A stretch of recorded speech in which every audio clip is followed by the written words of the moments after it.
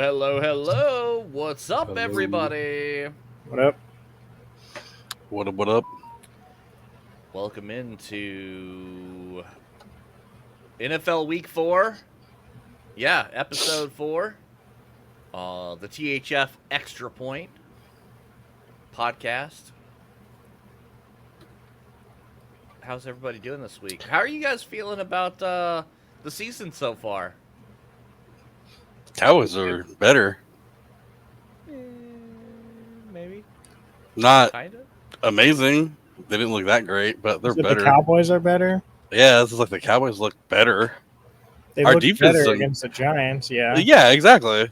I didn't say we looked amazing. You're like, dang, dude, we're the best team. And the Cowboys are back, baby. Slug that juice down. I already drunk the juice. I told y'all, first game of the season. Doesn't matter. The Gatorade's drunk, dude. I'm a Cowboys fan. Before the season was the only time y'all were going to hear me badmouth them. But now, like, yeah, dude. We're going to the Super Bowl. Playoffs, baby. If we don't make it, I'd actually be surprised if we don't make it to the playoffs. It would be the first time in Mike McCarthy's career with us that he hasn't made it to the playoffs. I'm going to have to see more before I start saying anything about playoffs and the Super Bowl.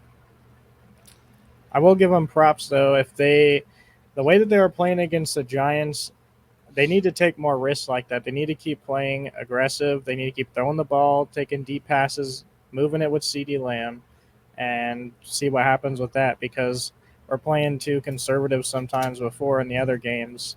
With the Ravens at the beginning, we're making mistakes, and then we caught back up at the end. We need to keep that pace the whole time. So, because it shouldn't have been that close. If the Giants didn't have red zone issues, I'm not live on the stream, by the way, bro. I just noticed that. What? If you want to keep talking while he's figuring that out. but if the Giants weren't having red zone issues, if they had scored on even one of those drives, it would have been a tied game. If they scored on two, they would have been winning that game. So yeah, Cowboys, great job beating the Giants and all that, but it's too close for comfort for me. There it is. Did it go? Okay. Yeah, I don't know. I didn't know Yeah. that I Oh, could yeah, it was way adjust too that. close. I didn't know I could adjust that live, so cool. That's good to know. Yeah, no, I agree with you, dude. I watching the game, it was, I don't know. Like I said, it was nice to see the Cowboys win. It was, but at the same time, it was disgusting to watch. There were so many bad throws. There were so many bad passes. There were so many bad catches. So much. Tyler Guyton looked like one of the worst first round draft picks we've had in years. I'm not saying he is, but in that game, how many people walked right by him? How many times did he let Dak get hit right in the back? That's Dak's I think blindside blocker. really concerning about him is how many penalties that guy is taking. Oh, I mean, yeah. Tons. that honestly, both sides of the ball on both teams were just the penalties were excruciating. Like, honestly, if it hadn't been for penalties, the Cowboys would have beat the Giants by double what they did, because like it just seemed like every time the Cowboys started getting into a rhythm and started clicking, Yep. a penalty would set them back, and next thing you know, they were punting the ball again. And it was like, are you serious? Like, Yeah, But the big ass first down play that we had, that guy, instead of it being a third down conversion for the Cowboys, it ended up being a 3rd and 18 on the penalty. Like, bro, that should have been a first down. No, we ended up punting. Like, 3rd and 18, what are we gonna do? We didn't get the conversion. We ended up punting. Like, oh my god, dude, penalties all day, dude. It was horrible. It really it was. was rough. It was a rough game, but you know what? Divisional games are always rough games. And the fact that we blew out New York two out of two last year, that's an anomaly. That doesn't normally happen in divisional games, no matter how good or bad the other team is. Divisional games are games that bad teams get up for, and good teams sometimes overlook.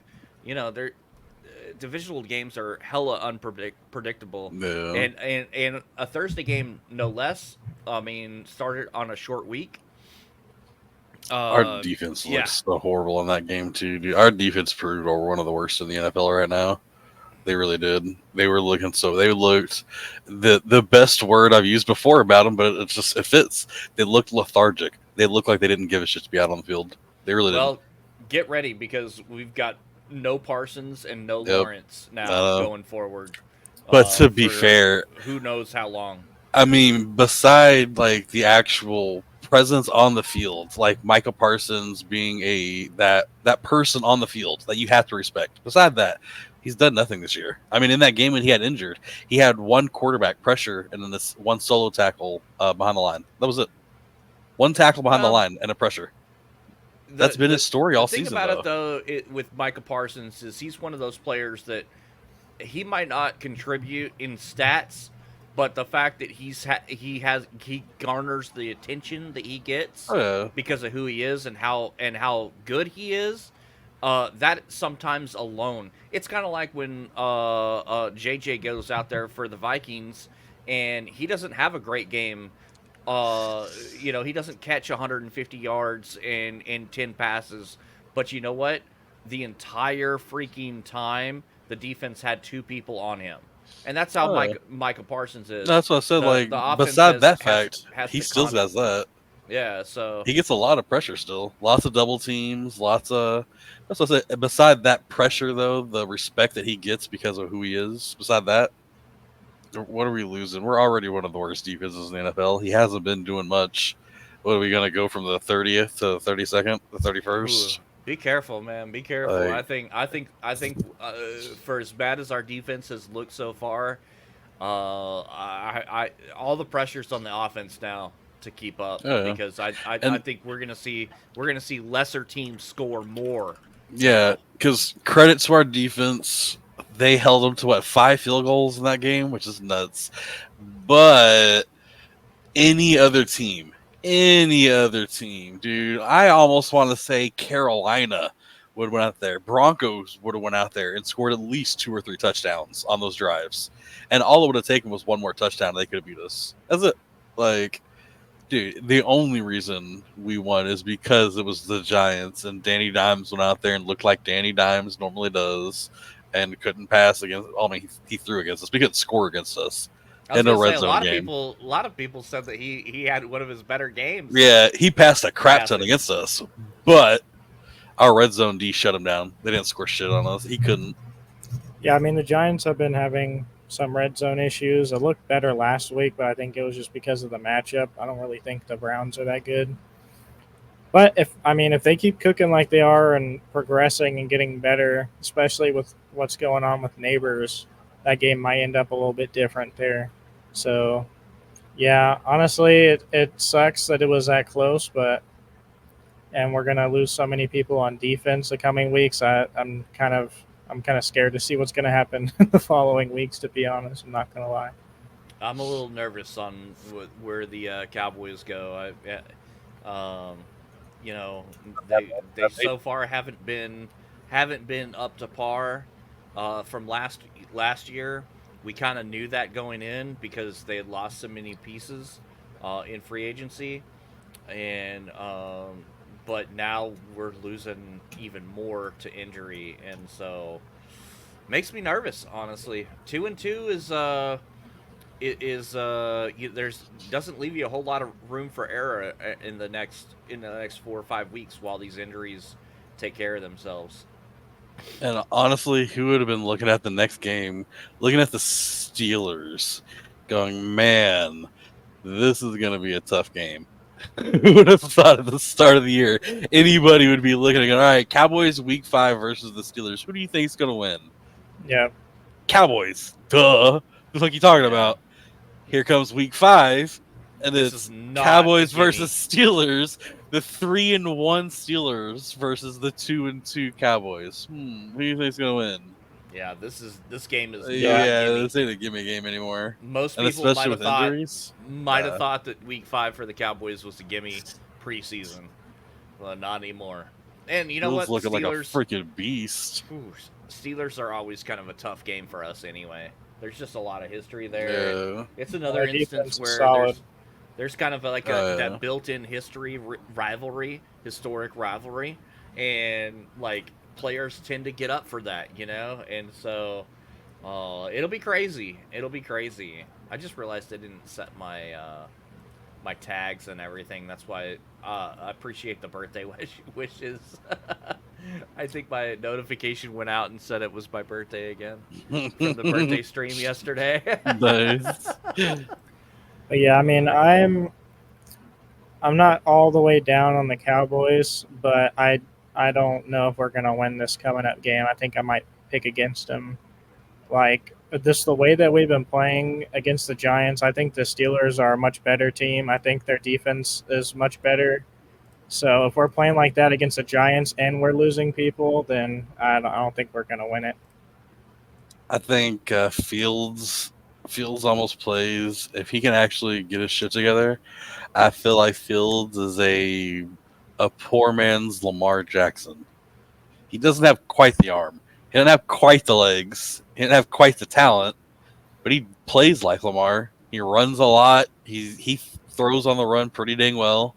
Like Look, Well, we've the thing already is, he's we've a already perfect- seen the Cowboys struggle against a running quarterback. exactly, So, that's kind of my point. Yeah, he's like Yeah. a poor man's Lamar Jackson, and look The what we thing did about against Fields Lamar. is like I've had him and I've looked at him and I had him his first year, a little bit of second year, and I'm watching him his third year playing, and it's like Fields has definitely improved, and that's something Yeah. that I think people need to recognize as a coach. Like some quarterbacks can't come out there their first, or even sometimes second year, and just be good. Like look at Alright. Dalton and stuff, or not Dalton, Sam Darnold. Look at Sam Darnold. Right.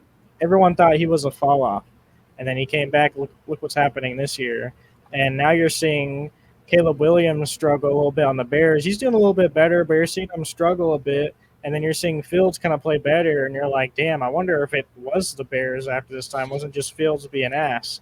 So Right. if he can continue to improve like he's doing this year, I think Fields Loki could be a pretty good quarterback. And last week he put up freaking 30 fantasy points, by the way, if y'all didn't see that. I started Yeah. in one of my other leagues and it won me the game. So yeah, man, I'm happy about that. But yeah, if he can keep Over improving, 300 yards passing. Not a lot of quarterbacks have done that this season. Fields is on top. let's go back. You mentioned Sam Darnold. Let's talk about that game. Minnesota, Green Bay. Minnesota was tearing Green Bay up. Classic Minnesota. Like, where did Sam Darnold? I mean, this is a team. Like, I want to put this in perspective. Sam Darnold used to play for the Jets, lost his job to Zach Wilson, who lost his job to Aaron Rodgers, and Sam Darnold is out here 4-0 as a starter for Minnesota, while Aaron Rodgers is over at the Jets. Yep. Like, dogging it, bro. Sucking it. Like, People need what to is this- realize what is this league that we're in right now? sometimes Aaron, it really he is systems, He man. could have got on him 300 yards this season, or that game. He didn't though. He could have easily, dude. He was like 20 yards off going over 300. Also, 300 yards and 3 touchdowns. And it was Aaron And Rodgers' that was mostly first in the game. first half. It was Yep. his first game of his That's what I'm saying. entire career where he didn't throw a passing TD on a loss. The Yep. first time ever. In his Ever entire for Aaron career. Rodgers. Jets thing. Yeah, But it's it's- bro. Quarterbacks Dude. need time to improve, for rookies at least. I'm not talking about telling Aaron you. Rodgers, but they need time to improve, and sometimes they just need a better coaching staff that's going to help them Oh yeah. or be around a better environment. So imagine if, like, okay, this is my philosophy, which the NFL never does this. I always have the Madden philosophy though. When I'm like playing Madden online, if I'm like, say like Minnesota, they were winning like 30 to freaking 7 or something at the half. So if I'm up 30 to 7 at halftime online kicking someone's ass, I'm gonna go out there third quarter and drill that ball down their throat, and I want to finish that game 60 to fucking 7. You know what I mean? Like, I'm gonna keep scoring. But the Yeah. NFL, like Sam Darnold, he finished the game 275, 3 touchdowns. He probably could have finished 400 yards, 4 or 5 touchdowns.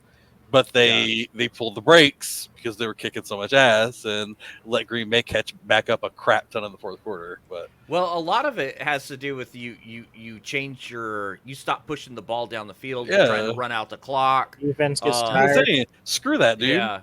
Keep throwing that bat down the field. Beat the crap out of that team, dude. That's how they do it in beat college. the brakes off. Exactly. Yeah, they want the quality of the win. Yep. In the NFL, it doesn't matter. Wins, W's are W's, Yep. L's are L's. Whether it's by 1 that's point it. or 50 points. Right, The it NFL doesn't matter. they want the in win. college, you never let off the gas. Nope. You want that quality of win and to add into your rankings. But in the NFL, yeah, they change strategies as soon as they get up like 2 touchdowns. Yep. It's run. Just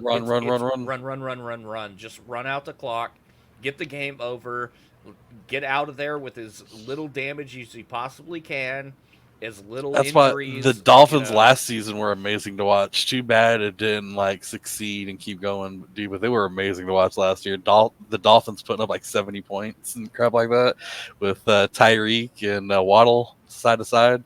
Dude, those were nuts games. That was that didn't in last one too long, season. did it? Yeah, but dude, that was fun to watch the first season. Last season, dude, it was the most games ever for 2 wide receivers on the same team to have 100 yards each week. The most weeks across the season. That happened the most times in NFL history. Waddle and Hill both going over 100 yards in the same week. There's just so much passing that was going to them. But anyway, yeah. So now love the offense. Vikings and the Chiefs are the last remaining 4-0 undefeated teams. Yeah. I think the Vikings are going to clutch it. The Vikings I actually titled this episode "Rodgers goes cold, Flacco's back, Vikes and Chiefs stay hot." Yeah, the Vikes and the Chiefs are the only 4-0, right? And the Chiefs are playing the Saints on Monday night, and the Vikings are playing the Jets. So call me crazy, but I think out of those 2 matchups, I'm not saying the Chiefs are necessarily going to lose. I'll probably obviously pick the Chiefs. They're looking hot. I'll pick them to beat the Saints. But out of those 2 matchups, I think the Saints are more likely to beat the Chiefs than the Jets are going to beat the Vikings. Oh, definitely. Yeah, definitely. A healthy Saints team. I don't know, man. Yeah, they have a chance of beating Kansas City, but I still think I'll pick the Kansas City's hot right now. The Kansas City's so hot right now. I think I'll probably pick them. I don't know how anybody would ever bet against Mahomes. That's what right now, yeah. It's hard to ever. Even last year, there's games where I can pick against them. Yeah, but there's say it's Kansas City versus Baltimore. I think Baltimore's going to win. You know what I'm saying? There's certain teams that I think could, or even, dude, honestly, Kansas City versus Vikings. I think Vikings would take Kansas City right now. I think there's some teams that I think Kansas City would honestly, play against. I think I know that the Vikings they're just not playing them. Kansas. I think the Vikings are one of the best teams in the league, and it's not even because of the offense that's cooking right now. It's the freaking defense. The defense. I think the defense shut down. They've shut down pretty much everyone they've gone against so far. The only reason why the Green Bay game was close, like you said, because of the fourth quarter. That whole game, they only scored 1 touchdown, the entire freaking game. 20-something points in the fucking fourth quarter. It was 28 points or something, 25 points. Guess who's at corner? Ridiculous. Our old boy Gilmore, who we should have kept. Stephon Gilmore. Yeah, he's freaking there, being a beast and shit. I didn't realize that's where he went. I haven't been paying attention to defensive players at all yet this season. That's insane, though. There were a lot of people on the Cowboys roster that I was like, really? You're not re-signing him? Gilmore was at the top of that list, though. And it's no surprise that he's out there doing his thing for Minnesota. It's so cool. You should have been hearing me last year, dude. I had JJ on my team, even injured. The last 2 years, I've been talking up how good the Vikings were. I've not been hating on. I've been thinking they'd be a Super Bowl team, but with JJ on them, I've been talking up Vikings for the last couple of years, man. I'm surprised they haven't been able to do more the past couple of years. Yeah. Yeah, honestly, it's not the first time. I personally don't think it's the first time that people have been talking good about the Vikings. It's just that the Vikings a lot more that are talking about them. Much like the Cowboys, they do really good in the regular season, and then the playoffs come and they shit the bed. And I mean, honestly, with how they're looking right now, I would say maybe 20% of the world would usually talk about how good. 30% of the world will talk about how good the Vikings are. Right now, probably like 75, 80% of the world's talking about how good the Vikings are. Like I think everybody they're talks a because they're looking dominant. they're a certified top 3 team for sure. Yeah, they're looking dominant as well.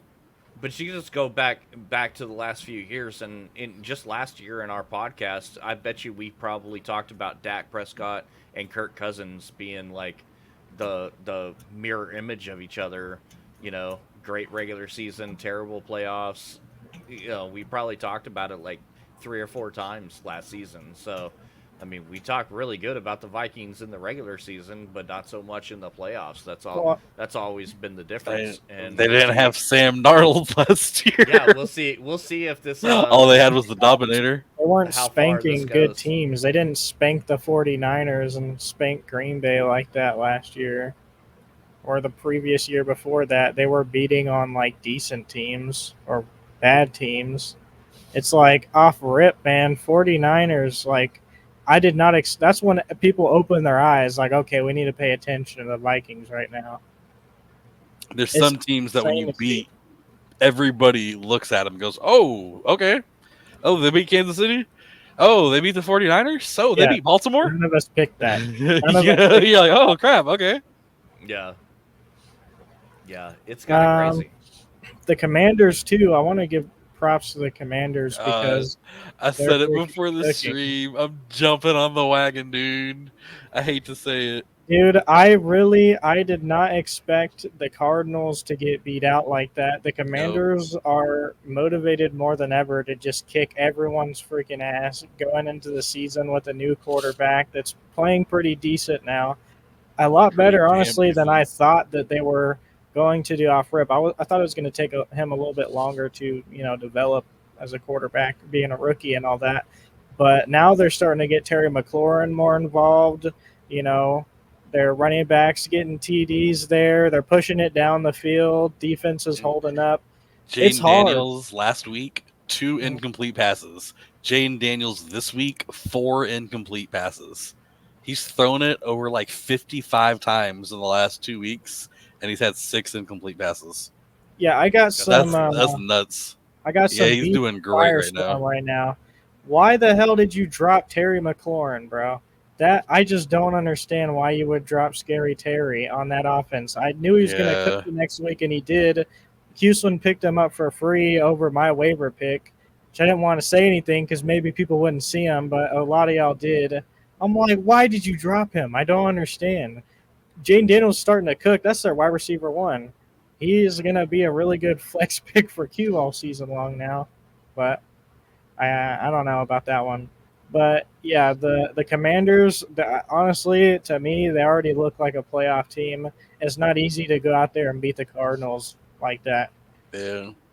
So I said, dude, I'm jumping on the wagon. I hate doing it because I'm a Cowboys fan. I'm not going to say at all that I think the Commanders are going to beat the Cowboys. I definitely don't think they're that team. I think the NFC East will still take them. But I gotta say, I think Jane Daniels might be him. I mean, look what he's doing with the Commanders, dude. 4 incomplete passes this week and 2 incomplete passes last week against Cincy. Like, yeah, the Bengals aren't looking that good, but it's still the freaking Bengals. You know what I mean? Like, if the Chiefs went out there this year and started 0-4, and then you beat the Chiefs that 5th week, they're still the fucking Chiefs. You know what I mean? Doesn't matter how they start. It's still the Bengals. It's still Joe Burrow. It's still Chase. It's still T. Higgins. It's still their team. The Bengals And aren't the they still beat Bengals them. until at least week 5, though. Let's be Yeah. honest. And no, I didn't drop Addison. Yeah. I did not have Addison this season. That was me that had Addison. I dropped Addison. The main reason I dropped Addison is mainly his injury bug. I dropped. Getting injured again. I was like, I'm done with I him. dropped Odunze because my wide receivers are full, and he dropped 2 points this week. If that's what you're talking about. I was gonna say I dropped Addison like 2 or 3 weeks ago, back when he was still sucking. He did have a good week, like this last week or the week before that. But yeah, I dropped him a little while back. I wouldn't drop a wide receiver 1. Let's not forget though that quality of schedule sometimes matters, and I haven't really paid a whole lot of attention to this yet, but Washington's been been in the basement of the NFC East for a minute, bro, and so they're So they very probably bottom. have one of the easiest schedules in the league.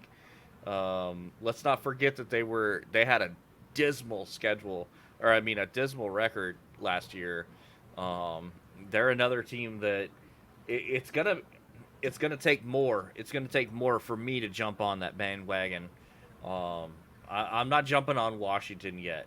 I need to see Oh, them. I'm not necessarily jumping on the Washington bandwagon. I'm jumping on the Jaden Daniels bandwagon I'm jumping because, on Yeah. their like, good. so far the only team this season that's actually beat the Commanders were the Buccaneers. The Buccaneers beat them 37-20. They beat the Giants 21-18. Yeah, the Giants, of course, but they still beat them. The Cowboys beat the Giants, not very good, but they still beat them. And then they beat the Bengals 38-33. Freaking looked amazing. And then this last game right here, dude, he looked amazing again against the Cardinals 42-14.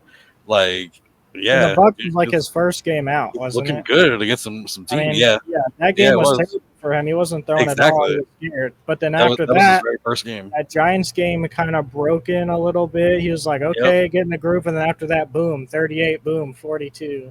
yep. They're giving it. I feel like that's why I said that first game. I watched it and it looked like they were giving it more. I don't know, more control in his arm, more allowing Jaden Daniels to go out there and just play football rather than having to go out there and feel like he was going to get the crap beat out of him and not know what was happening.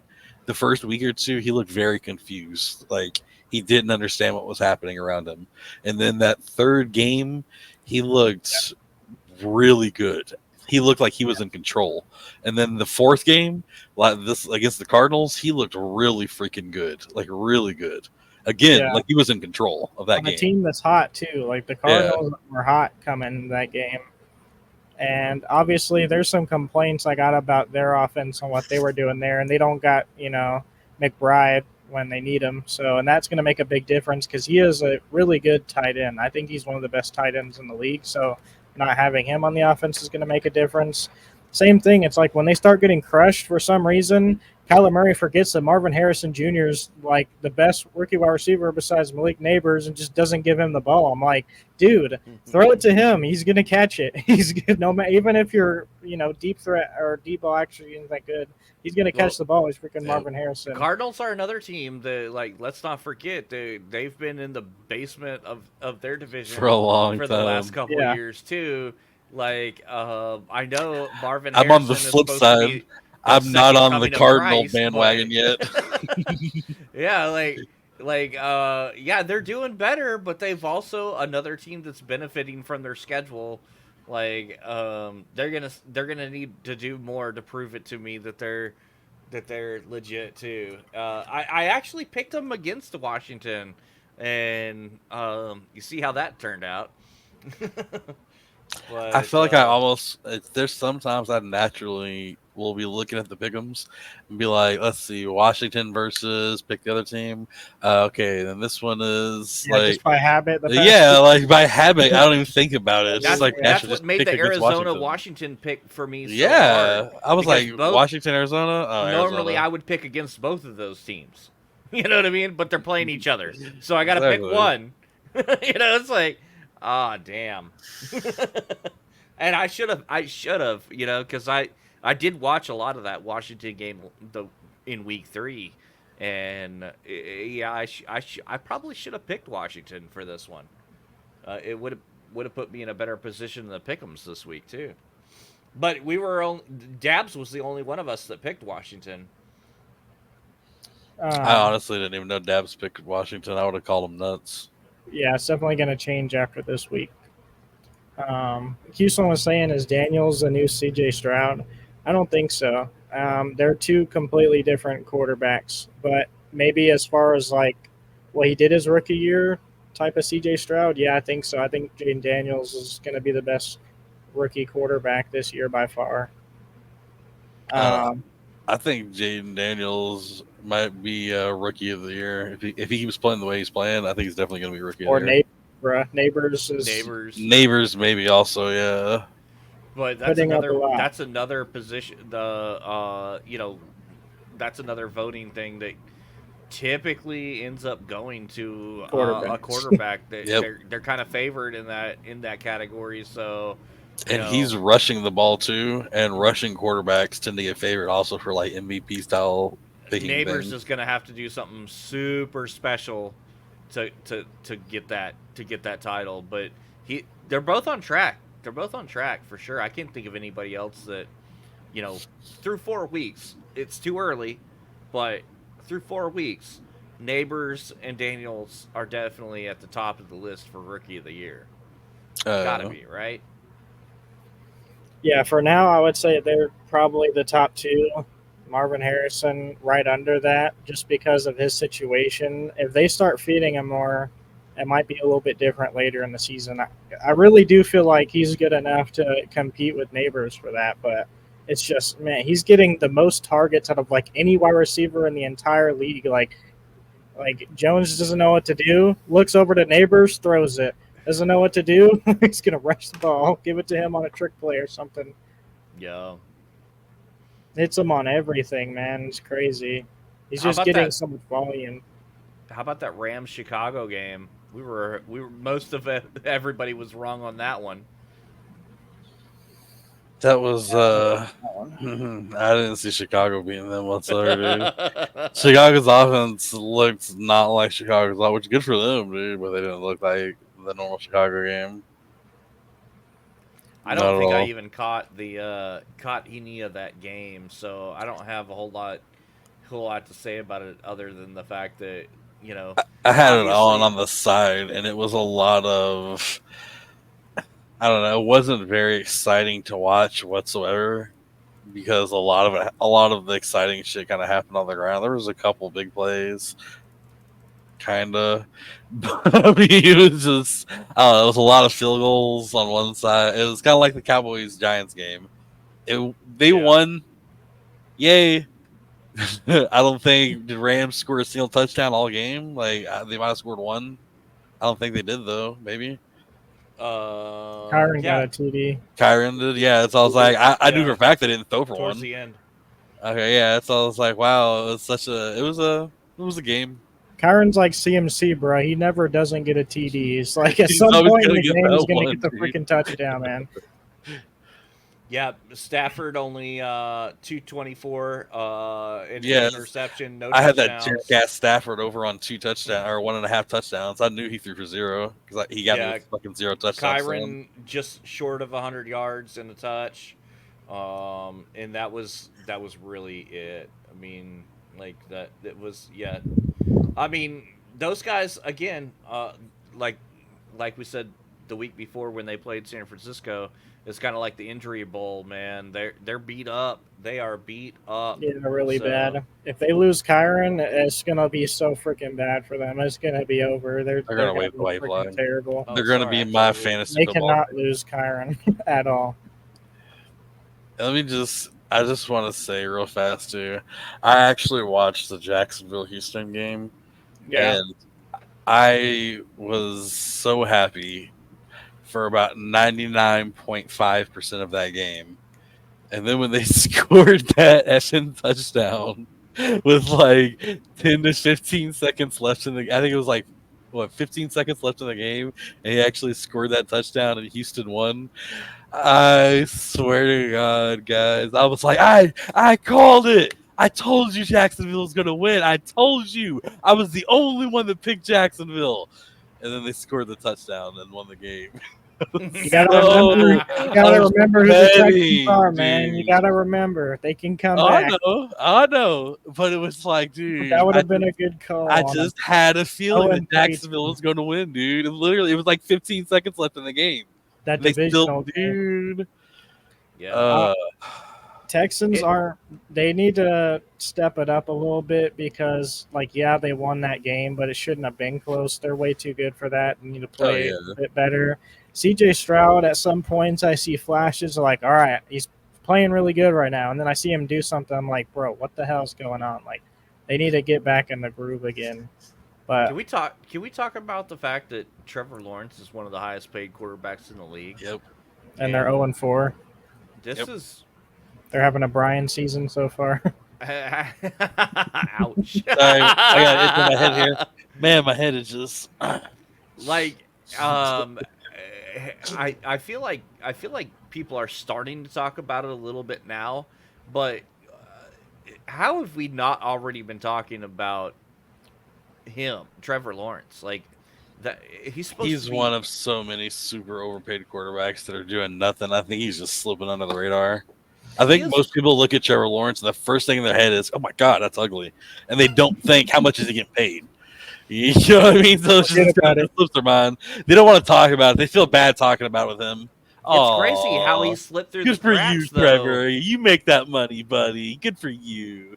You'll never be on TV. You won't be an announcer. No He's one's gonna got to want to be look the at that. most underperforming high paid quarterback in the league. Oh yeah. I feel like he's kind of always been overhyped a little bit. Like he did some great things in college, but in high school, it was just always because of the guy he is. You know, people were hyping him up so much. Scouts looked at him. You know, in college, like yeah, he had some good games here and there, but really he wasn't like that overly great in my opinion. Coming into the NFL was like, all right, he's getting warmed up. Years go by, he's still kind of playing the same. They changed the offense, and then here we are, and it's like the same thing happening, but it's getting worse.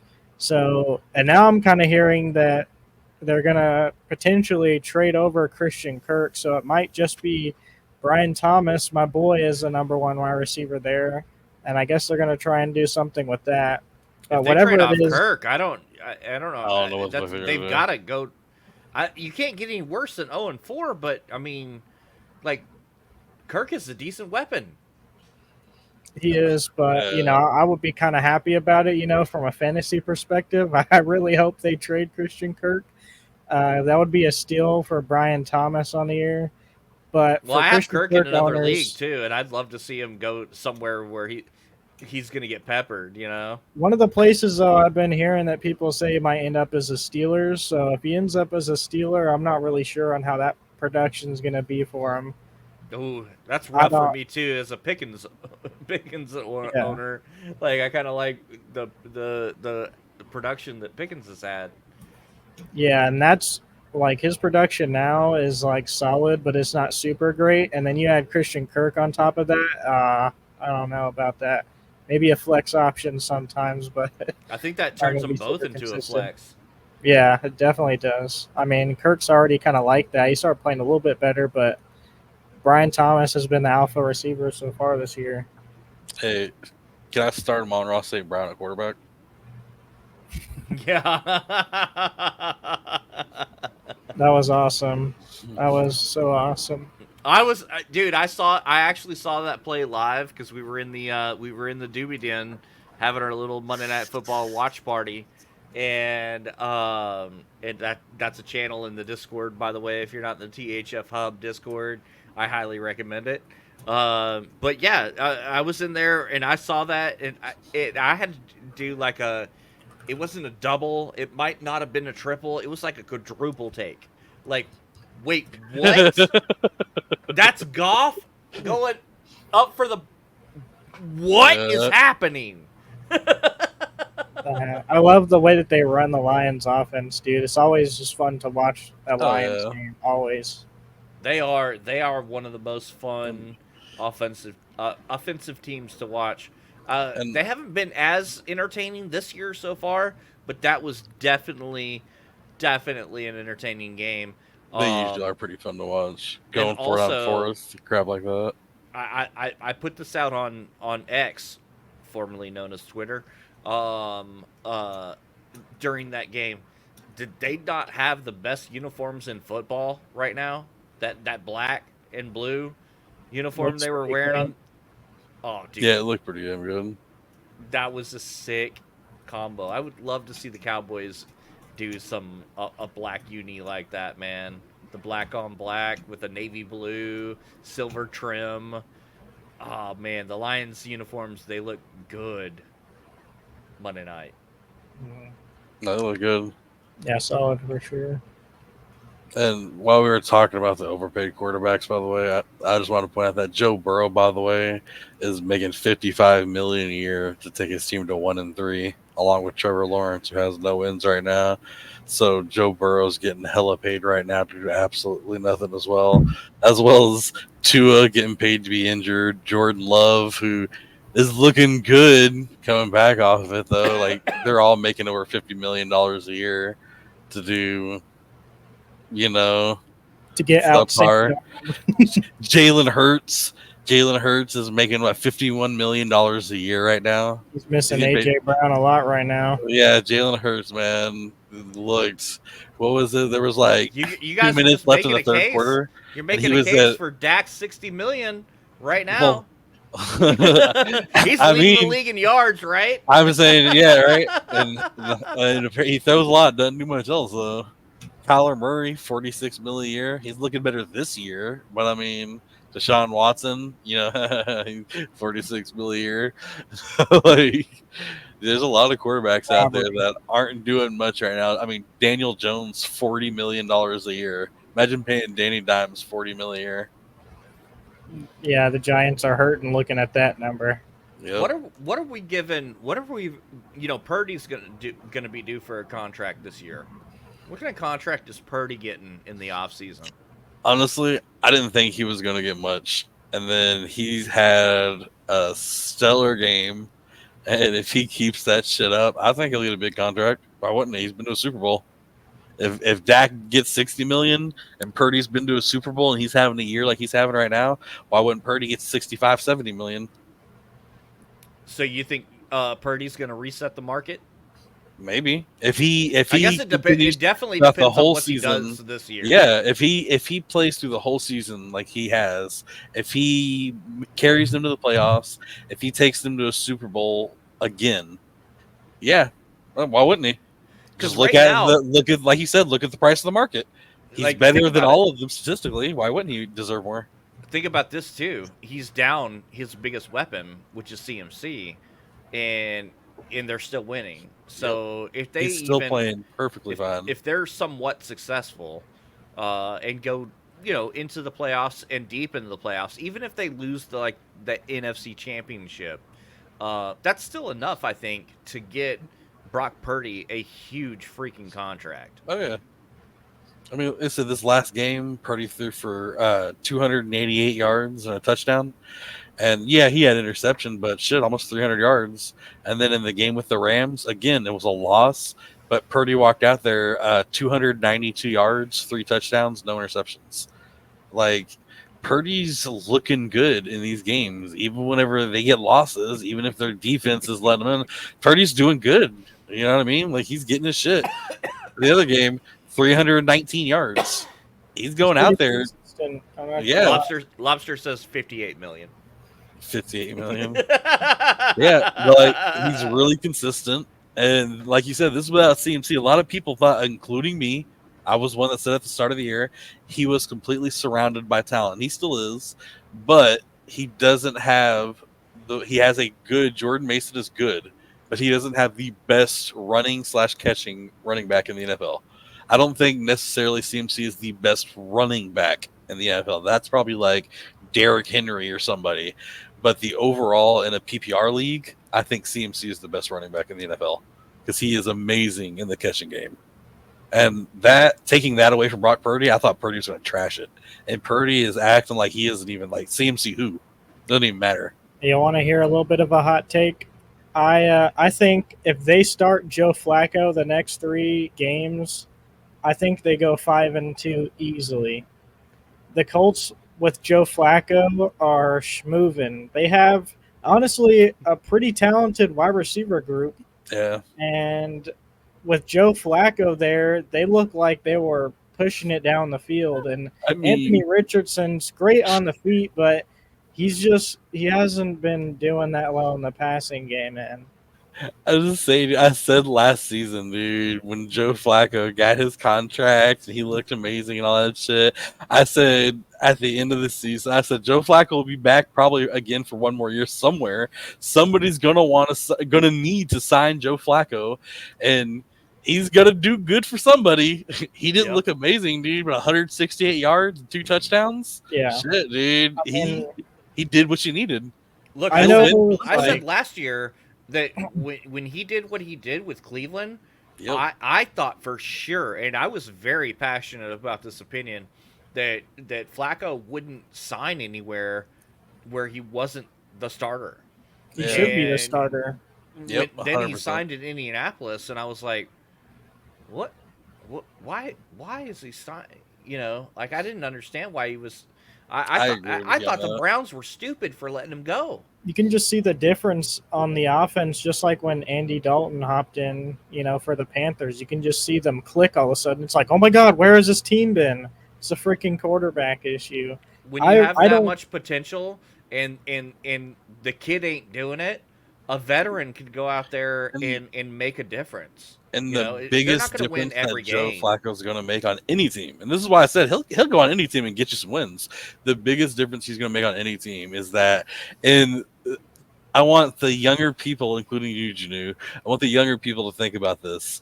Joe Flacco is a Super Bowl quarterback, a Super Bowl quality quarterback. He has been to the Super Bowl all the way back in 2013. So think about what y'all were doing in 2013 with your lives. I was in middle school, okay? Joe Flacco was playing in the Super Bowl. That's what he was doing. And that man is Winning the still, Super Bowl. exactly, and still he is playing in the NFL. That's what he brings. That's why any team, dude, any team, if you get an injured quarterback, a quarterback that sucks, a rookie quarterback that's not doing it, dude, get Joe Flacco. You get a quarterback, a Super Bowl quarterback like that on your team. He brings that knowledge, like Jadu said, that knowledge to your team. It'll just bump them up. Anybody. And if he gets injured, you got Anthony Richardson as your backup, learning behind him and trying to get better because he's not a bad quarterback and he's really good at running the ball. And he's had some passes where you're just like, oh my God, I can't believe he threw that. Like, off his back leg, throwing it like 60 yards, hitting him right in the freaking chest. But in these past few games, it's like the way he's been playing. If Joe Flacco goes out there and makes that much of a difference, it's like, well, I would honestly just start him until the wheels fall off on that one. Oh yeah. Joe Flacco's the new Fitzmagic, Q says. Yeah, in a way, man, Fitzmagic was another one of those veterans that just kept going to a new team year after year and proving people wrong that he was legit able to play in the league, you know. He also would have those bad games where he instead of 4 touchdowns he'd throw 4 interceptions, but yeah, I think Flacco's definitely on a higher level than Fitz. I think Flacco will. This is what it'll take 6 years, if I'm right, for this to come true. So who knows? But Joe Flacco's 39 years old right now, right? I am gonna call it that Joe Flacco is going to beat Tom Brady's age of 45 before he retires, still playing in the NFL. I think Joe Flacco will retire when he's like 46. I really do. I think he'll play longer than Tom Brady. Tom Brady played. Maybe. Exactly. That's why Tom Brady played for that age with the knowledge and the skill he had as a starter the entire time. Joe Flacco kind of has that same body build. He's got that same mentality. He's not really a scrambler. He's a bit of a pocket passer. He doesn't really get hit a crap ton. He doesn't put a lot of stress on his body, and he's a backup. I could see him playing in the league for another 6 years. The only reason I would argue against that is because last year at this time he was on his couch. Oh yeah, he's not one. Not now. I don't see him as that uber competitor like Brady was, where he just kept defying the odds and kept playing. I think he wants to now though. I think he's only got a couple years left tops. I think he gave up on his career and he was on his couch watching football, got the call, said, fuck it, I'll go back, kicked ass. And I think now he's like, all right, maybe I should do this thing, you know? Could be. I mean, I was wrong about him last year. I thought for sure that he wouldn't take a job as a backup. and he did, and now he's got the starting gig all over Yeah. again. So maybe obviously he picked the right place to land. He just looked for the Helping team you, with the worst quarterback. you can really see the potential of the team that you're working with when Joe Flacco hops in there, apparently. Because, like I was saying about Watson last year, same thing with the Browns. Browns have a great offense. Amari Cooper is a great wide receiver one. Nick Chubb's a great running back. But they weren't doing anything with it. Oh my God! All of a sudden, Joe Flacco comes in there. Now Amari Cooper is a top wide receiver again. Oh my God! What 260 happened? yards receiving in one game. Yeah. Oh my God! What happened? Oh, it's Thank you because so much, John Amari Watson. Cooper. I've needed you all season, and you've done nothing. And now the last week of fantasy football, when my season's over, you score like 88 points. Yeah. By the way, Jackass. with Cooper, he almost had a freaking monster game this week, but this huge pass, it was, I don't know, maybe 50, 60 yards for a touchdown. It got taken back. That was insane. I didn't think that Watson could even do that anymore, but it was such a good play. I got taken back. His fantasy outlook was going to look way different last week. They hit that. Yeah, I agree, Q. He got traded. He got traded for peanuts. And Yeah, that's always should have been on the Cowboys next to CeeDee Lamb. That's brutal, man. Like, I hate that. I The really don't only reason why, understand. dude, is because Amari Cooper went out there, and you could see it, dude, when you watch the games. Amari Cooper was just I don't know. He knew his role was to be double covered because CeeDee Lamb was the young superstar talent that was the secondary receiver behind him. Ooh, sorry. Dr. Pepper, I mean Coca-Cola made me burp. Anyway, he was the young superstar receiver that was going to be getting all the yards behind him. And so Cooper on plays he would kind of like halfway jog out there 10 yards down the field like he didn't even give a shit. And then like the pass would come to him and he'd be all like, oh, man, I didn't get it. Oopsie poopsie. Like he kind of didn't care. And he even said, he's like, I'm okay with it. He made it well known 2 or 3 times. He was like, yeah, I didn't have a good game, but that's because that's not my role. My role is to get double covered and keep them off to the side and let other people get open. And so, like, I feel like that's why Cooper might have even been offered a contract by the Cowboys, but I think he turned it down because Cooper wanted to go somewhere that they would where actually. he's What the he guy. deserves to do. Yeah, I don't know exactly. why they would just The play him Cowboys didn't give a shit about Cooper. We never gave So any type of shit stupid, about man. Cooper. We never really passed to him. We never really gave him any looks. He Man. got touches, but he was like a wide receiver 3 as our number 1 with like the points he was putting up. Like it was ridiculous. I think that's why he left though. I would love to see Dak throwing a Cooper, Lamb, and Turpin, Ferguson. That would be, or Schultz, I guess, even last year, or was it last year or the year before? Can't remember. Or Rico Dowdle. What are you talking about, dude? Rico Dowdle's Dak's new favorite touchdown target. Yeah. I like Rico. I think he should definitely be the starter. So I'm glad at least they got that right and didn't, make Elliott the full workhorse or anything. Which honestly, they're still kind of in a committee RB zone. I didn't check last week's stats and everything, but they need to still play Rico more. But Rico had over the last 2 weeks, Rico stat wise has been our starting running back. I think they still have on like fantasy thing, like Yahoo and shit. I think they have Zeke listed as our starter, but Rico's our starter. And I think last week he had like 8 more rushes than Zeke, and this week it was like 4 or 5. But it was compared to the fact that, like, I don't know the exact numbers, but Rico Dowdle ran like 8 times and Zeke ran like 4 times or 3 times or something like that. Realize it was like who has the longest run of the season so far for the Cowboys? CeeDee Lamb. That's what I'm saying, dude. That's why last week we just didn't really rush. That's why we just didn't rush, dude, last week at all. But Rico got himself like a 20-yard touchdown catch or some shit like that. That was nice. They got me like 9 points from him. We haven't talked about this game yet, so I'm surprised we haven't. The Bills and the Ravens. I did not expect the Bills to lose that game, and also lose it by a lot. Like, what happened?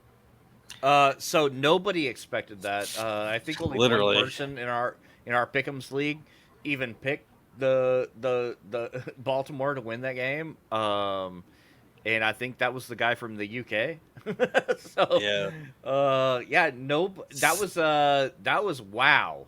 Dude, Wow. Josh Allen, 16 of 29, 180 yards, no touchdowns, no interceptions, and he only had 21 rushing yards. So in total, rushing and throwing combined, Josh Allen had 201 yards, no touchdowns for the game. That was insane. He Derrick looked Henry, horrible. 200 rushing yards, Yup. 24 carries, and a touchdown. And also Justice Hill on 80 yards, a touchdown. Derrick Henry also had the receiving touchdown. If you look at my bet that I made on Prize Picks for that game, you can tell very clearly that I guessed the opposite game script for that game. Yep. Same. I guessed Derrick Henry was going to run the shit out of that ball. I knew that was going to happen. I guessed Lamar Jackson was going to run the shit out of that ball. He ran it, not as much as I thought, because Derrick Henry dominated, so he didn't need to run it. But he still got like over 50 yards at a touchdown, so I guessed that. What I didn't guess was the whole... I even guessed Lamar Jackson having no passing yards. He's never going to get passing yards in a game like that. They're going to run it all the time. What I didn't guess was the whole Josh Allen going out there and throwing a fucking egg, doing absolutely nothing, looking like Joe Burrow. I think half of that game, I was like, am I watching the Cincinnati game? Is this Cincinnati versus Baltimore? What's happening? Can I add that one regular in the chat who's not here tonight is 7? Oh, yeah, right? As we were sitting dogging on his Bills. And by the way, too, just which that is funny, but can I also point out one thing about that fucking game? So, it's not like it would have mattered, because I know we'll talk about this in a little bit, but it's not like it would have mattered with my week. Rest in peace, fantasy team. My Josh Allen goes out there and hands the ball to their running back, and I see their running back score a 3-yard touchdown, and I literally like almost leaped out of my chair going, hell yeah. James Cook finally got me some points this week, dude. Their offense has been doing nothing but at least James Cook. Oh, Ty Johnson, their backup running back, came in for 1 rush in the entire game. And it was a 3-yard touchdown rush. Really? You put your backup in for the rushing touchdown? Really, Buffalo? The only touchdown for y'all? Your fucking backup running back? Yeah. I don't think they're worried about your fantasy team. I'm just yeah, they don't give a crap, but still, like, guys, really? I'm just saying, like, think about, like, betting wise. The only person on the entire team, not Khalil, not Keenan Coleman, not Dalton Kincaid, not freaking Josh Allen with his rushing touchdowns, not James Cook, none of their starters. No. The only person who's getting a touchdown this week, Ty Johnson. Who saw that coming? Baltimore Ravens running it all game, and Ty Johnson's getting the solo touchdown on the game. Yeah, Q was in your spot last year. He's up now. Yeah, he was. He's up now. I feel you, Q. Yeah, he's like looking down there, you know, where you're at. You know, I'm all up here and stuff. I posted a picture of the thing, man. I'm not joking. I have 5 transactions going through this week on the as far as tomorrow, dude. I'm making some changes, dude. Screw my team. It's pissing me off. 5 is nothing, bro. That's like me switching. I know one. My defensive player, my defense. Dude, for you, 5 is nothing. Yeah. For the average fantasy football player, 5 transactions at once. Well, we ain't average over here, son.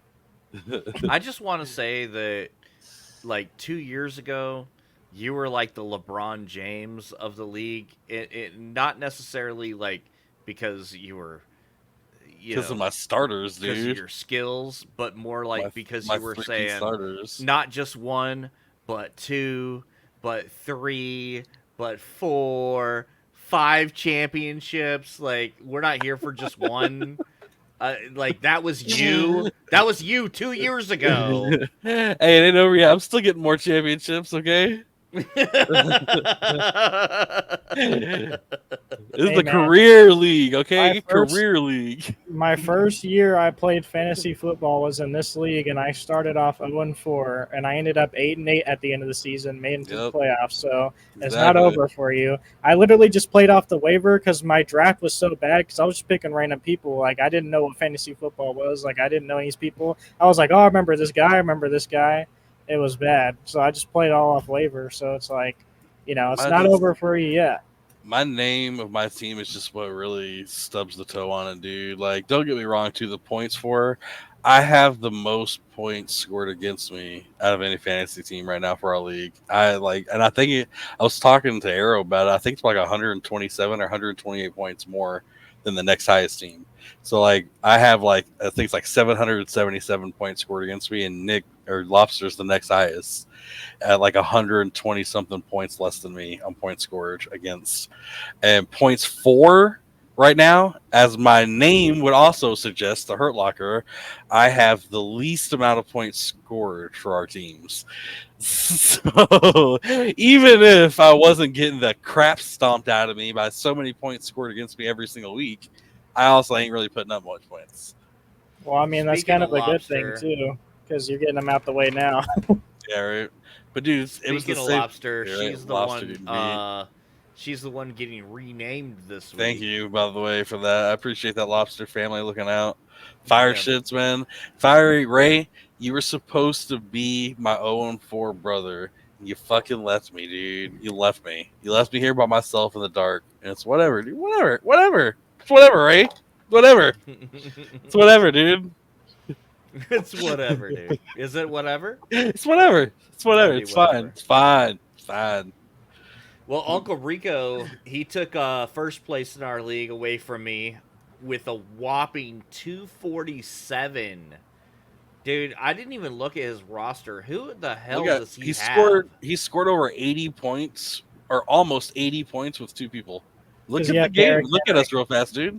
It's because he Dude, had Derrick Henry on His and he Oh, had he had has Derrick Fred Henry. Warner too. His defensive player put up like 25 points. His defense put up like 30 something points. Derrick Henry put up like 40, 50 points. His wide receivers put up like 40 something points. Like, dude, every one of his people put up monster points. Jalen That's Hurts one of the didn't. highest fantasy scores I think I've ever Yeah, seen. ever.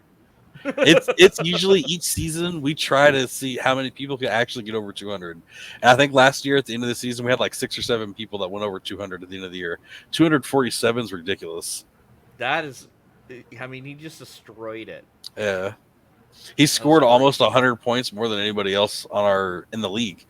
Like he scored I was the 74 next highest. points than the next highest. Yeah. I was the next highest, and he beat me by 75 points. Yep. You know, One of the things like, is because he had Fred Warner on his defense player got him 20 points. So that was a big difference there. Honestly, And it's stacked because he had San Francisco's defense and Warner. So Warner getting massive points, instantaneously doubled up by giving his defense massive points. yeah, that's true. That's true. Yep. That's crazy, man. It was just an astronomical. Like I felt super great. Like I was in first place going into this week. I scored 171 points. Hell yeah, I'm still on top. And then I look down and I'm like, second place? What? And I see Uncle Rico's score and I'm like, oh damn. Yeah, dude. Oh, that makes more Look sense. at his projection compared to what he actually scored. He scored like 100 points higher than his projection. I know. projections are bullshit, bro. insane. Oh, they are. But the point to me on projections, at least, is if most of your players are, like, say you don't have like Rico Doddles or like no name people in there that are actually good, but the computer just doesn't know about. If your team is full of like Jalen Hurts and things like that, your projections at least a fine line basis of what you can be close to around. It's never going to be exactly, but like me, I was 7 points off my projection. You know, a lot of people are near their projections. Yeah. 100 points over it though, dude. Yeah, That's so insane. the Bills are looking like the Cowboys right now. Y'all can only beat up on bad teams. What happened, bro? Yeah, like what? Hey, 7. What happened to you? Where were you at when we were talking about the Buffalo game, dog? What happened to your Josh Allen? Josh Allen, MVP. And then gets wiped by the Ravens. Yeah, I'm not buying it anymore. I was buying into it a little bit, but come on. Y'all only beat the Dolphins, Jags, and what? The Cardinals? That's not enough, bro. Ravens wiped y'all. At least the Cowboys got 3 points away from them. y'all only scored 1 touchdown, bro. Y'all look worse than the Cowboys. Your backup running back scored the only touchdown for y'all that whole game. Y'all got the Texans next. Like, y'all can't lose that, bro. Get ready. That's going to be a good one to look at here. We'll go ahead and because we are kind of getting close to having to wind down here. Let's look at that next week's games. What are our matchups that we're looking forward to here? Because that Buffalo Houston, that's definitely one of them, for sure. Yeah, I agree, dude. All we had to do, like, and again, there's signing bonus. There's different things, but dude, he's getting paid $5 million more a year than Zeke is right now. You're telling me with all the players on our team, we couldn't have said 500 grand from this person, 200 grand from this person, 50 grand from this person, $1 million from this person, and freed up $5 million to get Derrick Henry on our team this year? Yeah, we're not going to be getting better until we fix that shit, man. We had to get Derrick Henry. Yeah, Derrick Henry we and had Leave to. right now. And like I said, that's why he felt like snubbed by us, because he wanted to come here. He wanted to come to the Cowboys. And the Cowboys didn't even call him. We didn't even make an attempt, dude. So stupid. Like, the news brought that up with him. They even asked. They were like, so, or what was it they said to him? And he was like, oh, I have no idea why, but no, the Cowboys, they never even called me. He's like, they never even called me. Like, he wasn't brought up, and he was just kind of like, nope. Like, out of no all idea why. teams, he's at the end of his career, and he wants to leave it off on the Cowboys out Yep. of all teams that haven't won much in the playoffs. I mean, neither have the Ravens, but still, it's like that. Like, if Derrick Henry went to the Cowboys, I was telling them before, I seriously was gonna get a Henry jersey for Christmas. Yeah, or something, or 100%. buy one, something like That Yeah. guy has rejuvenated his career. I really didn't expect him to pop off like this. He's this exactly what so many our teams need. He is what Zeke was when we first got Zeke. He is a running back that is guaranteed, as soon as he's touched, to get at least 2 or 3 more yards. And that's the type of shit you need in a running back. You need to be able to pass. You need to be able to scramble. You need to be able to do all that, sure. But what you really need is that threat, that every single time that running back touches the ball, he could break it, but no matter what, he's going to get at least 2 or 3 yards from contact. So you have to get to him freaking quick. You can't let Derrick Henry touch the ball, run 4 yards down the field, and then tackle him. Because when you hit him 4 yards down the field, then it's going to be an 8 to 9 yard gain. You got to hit him behind the line, so it's only a 2 or 3 yard gain. And that's what Right. Zeke used to do.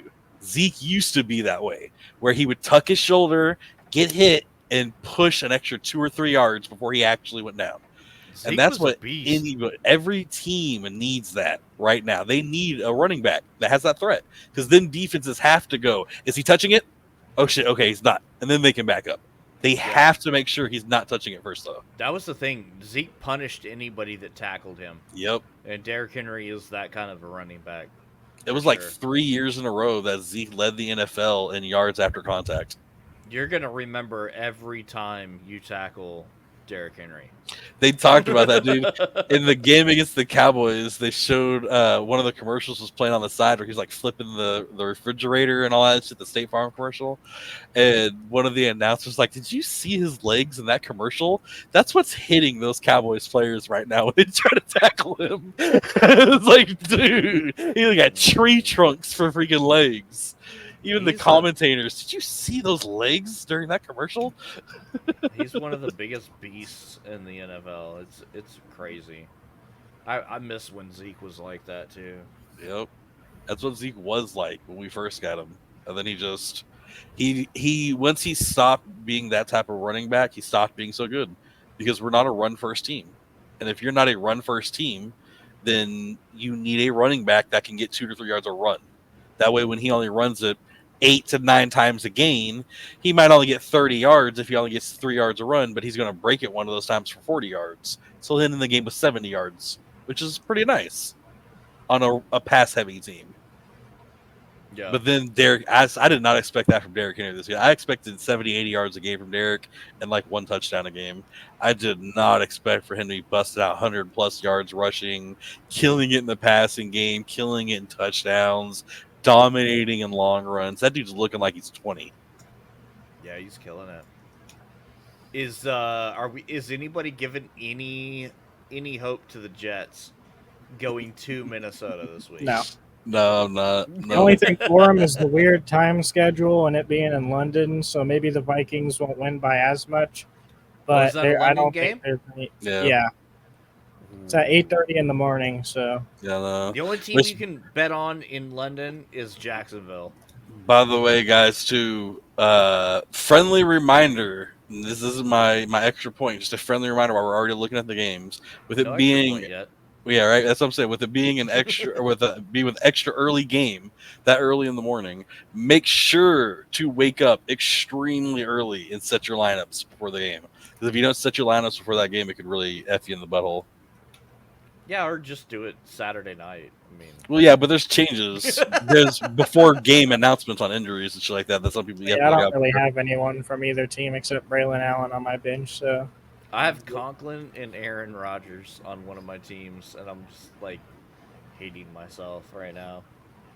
Yeah, there's a lot of times where people forget the 8 o'clock games and they'll wake up at 10:30, 11 o'clock, go to check their lineups and they can't change crap because there's already been that game's already played. They're like, oh crap, well I can't switch out so and so.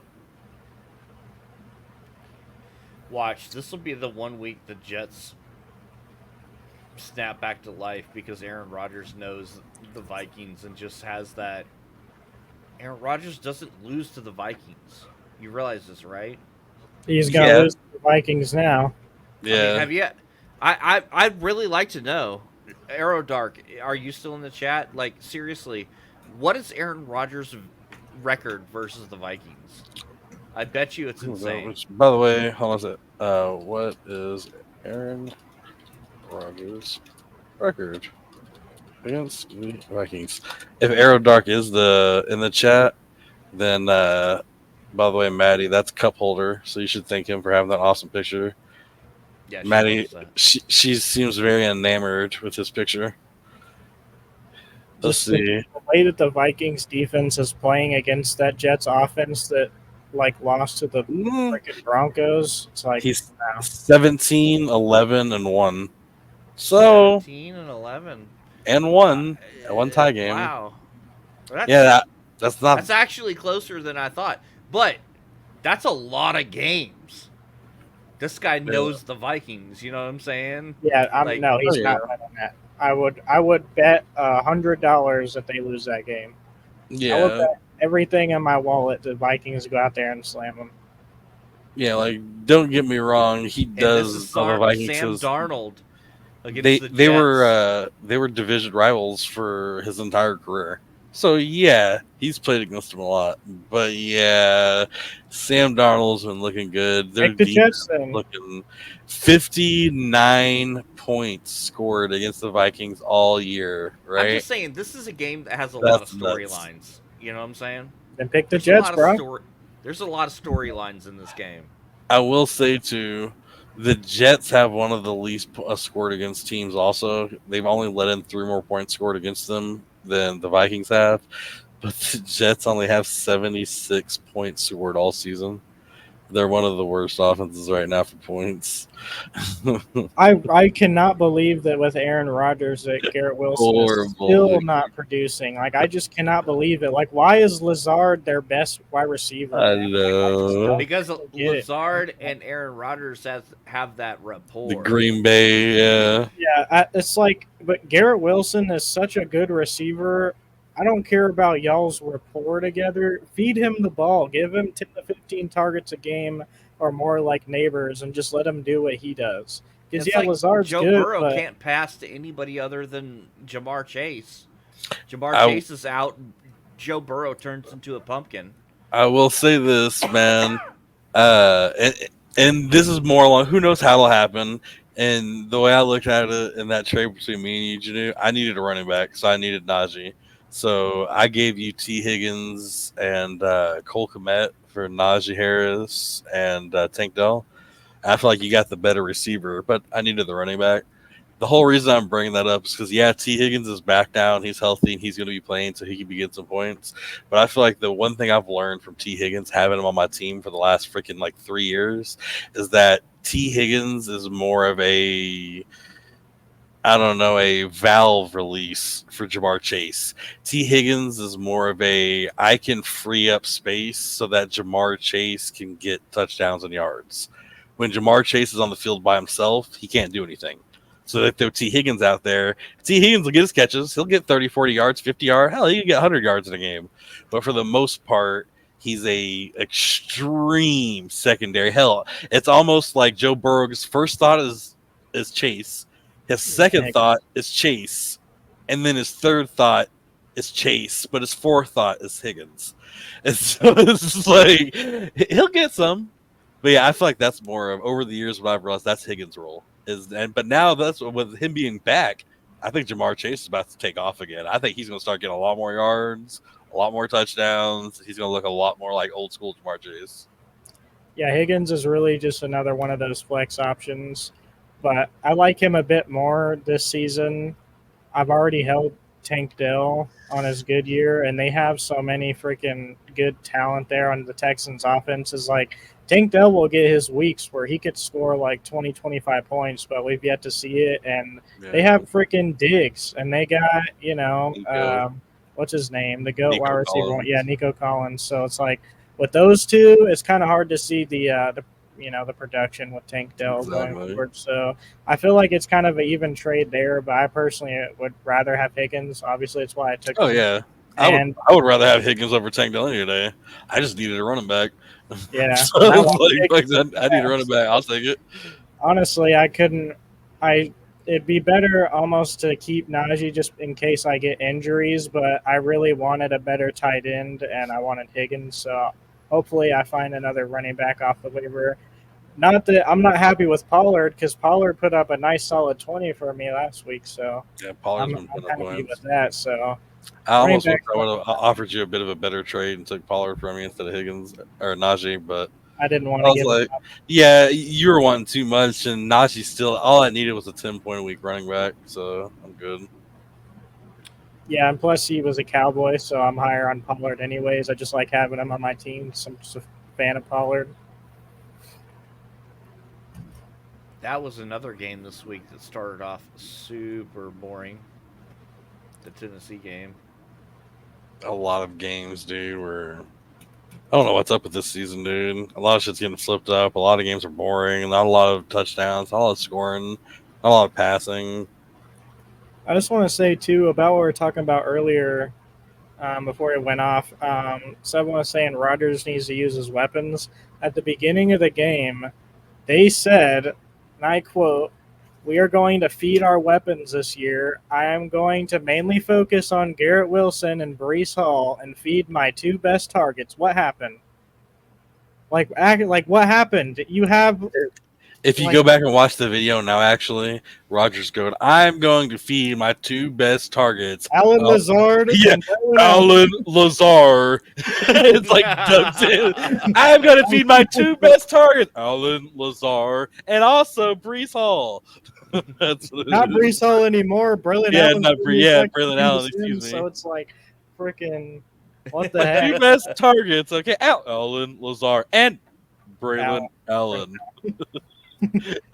Just straight up dubbed fake voice. We'll take two of your round anime fake mouth moving. He's not talking. I'm gonna freaking take Breece Hall and Garrett Wilson as my picks, my fantasy round one and first beginning round two. Yeah. Christian McCaffrey's looking healthy, dude. I'm keeping him. Hey, as much as we're dogging on the Jets right now, let me just say that the Aaron Rodgers bet was the nail in the coffin to finally get us a winning parlay. Like the Thursday night bets, we were missing them by a lot, and then we just hit them all. Boom! And then we just hit them all at the same time. We went from one out of four, 4 out of 4. Like dominated it this week. And Brandon Aubrey, dude, I was so happy with that. That was like third quarter or something. He went over No, on it the hit 75. way later. Way later. Was It it? was like, yeah, it Oh was. no, that's right, because he got the He, field goal, and when he yeah, did he that, I got was that. like, "Oh!" I said, if he had gotten the field goals over, he would have already gone over. But That he's got to field get goal the happened dang. to put him over like Yeah, late in the game. that's fucking nice. Nope, actually, Seven, if you followed us, you would have been right back at even now, son. Yep. That's how Yeah, they get. Yep. Neighbors, that one made me nervous too because I think it was like it was close to halftime. And I think he only had like 3, and I was like, "Ooh, man, this one."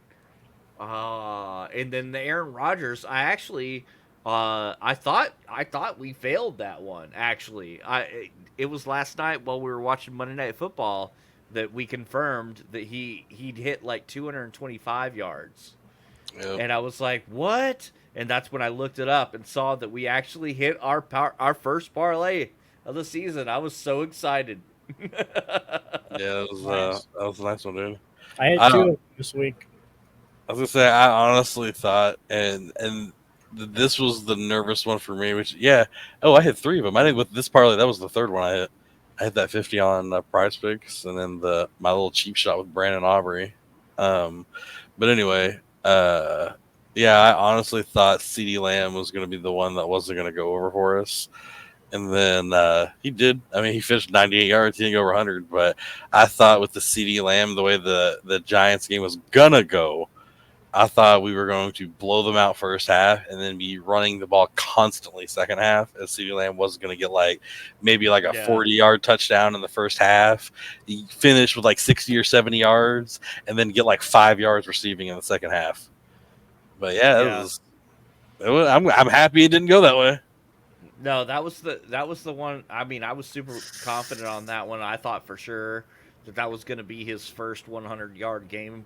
I was off by 2 freaking yards, and so I'm a little there's a little bittersweet in there because he's the focal point of 2 of my fantasy teams. So yeah, I was still happy that I got my 80 and a half, and he's 80 and a half again this week, and I'm taking him again. And on the same of the on all the ups, I had I want to say it was like a $88 or $89 or something bet that it should have won. And the only thing I needed, I hit every single. It was like a 6-pick on underdogs, and the only thing that I missed out of all of it was the freaking Kevontae Turpin.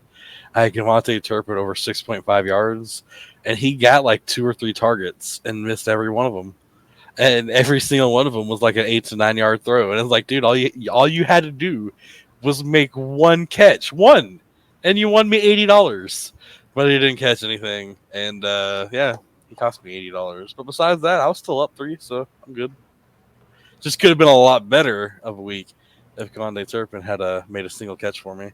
I hit one for 160, pocketed it, kept 40 of it, bet it, won another 60, and that was my 2 wins. And then this one, but I didn't bet as much this week.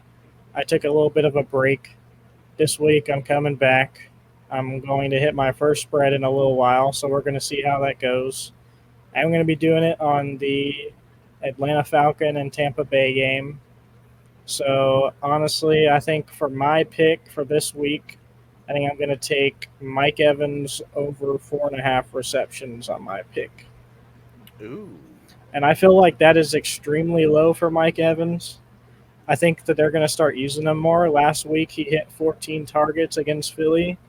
So hopefully that one's a lock for us here. Mike Evans, 4.5 receptions higher. Got it? And hopefully we can lock in our bet early because I have a feeling underdog's going to change that to 5.5. Yeah. I'm going to take, on mine personally, Cleveland's defense has not looked good whatsoever this season.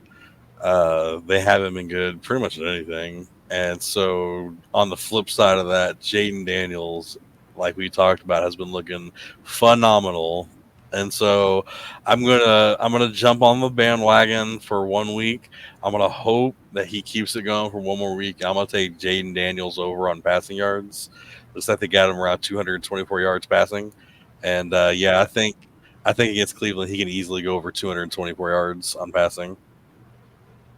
I like that. I like that.